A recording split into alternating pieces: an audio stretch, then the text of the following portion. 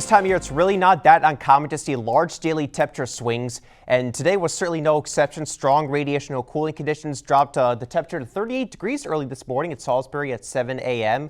But then we had the southerly breezes take over this afternoon, and that rose us up into the lower 70s, over a 30-degree difference from what we saw this morning. So it's certainly been a very pleasant day out there with the sunshine in full force, and right now temperatures are still very pleasant out there in the lower 70s and upper 60s across the board.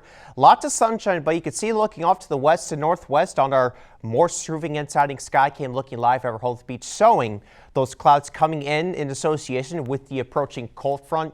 And with this front, we're going to see a few showers. A little bit of moisture is going to gather from the south with some moisture convergence along this front. So the precipitation shield might blossom just a little bit, but we're still not expecting a lot of rain, probably no more than a quarter of an inch in many locations tonight with these showers. Then we got this, the upper level low component in the wake of this front. Now, when you're under one of these upper level lows, you get a lot of clouds and sporadic showers, but this is going to pass to our north. So we're not going to be getting these clouds and showers, but we are certainly going to get the cooler west to northwesterly flow in association with this upper level low. So we're going to see some cooler weather locked in for later this week. We're going to see some high temperatures in the lower 60s and a lot of nights well into the 40s. So we're going to see quite a few, I think, nights in the upper 30s at the very least, at least for a couple of nights as we go towards the end of this week. So let's time out those showers around 10 p.m. We'll see those showers start to become more noticeable, and then we'll have a few showers moving through, maybe a brief moderate bout of rain moving through with this front. But again, it's really not a lot of rain, and it's going to be a quick hitter because by the time we get to Wednesday morning, it's pretty much all out here. And then by Wednesday afternoon, we're talking about sunny skies. Notice the clouds to our north in association with that upper level low.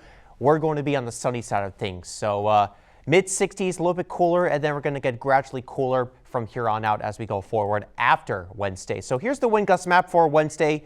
A little bit on the breezy side, gusts up to 25 miles per hour at times coming in out of the west and eventually northwest later on this week. So we do have a small crash advisory for the Chesapeake Bay with winds at around 15 to 25 knots.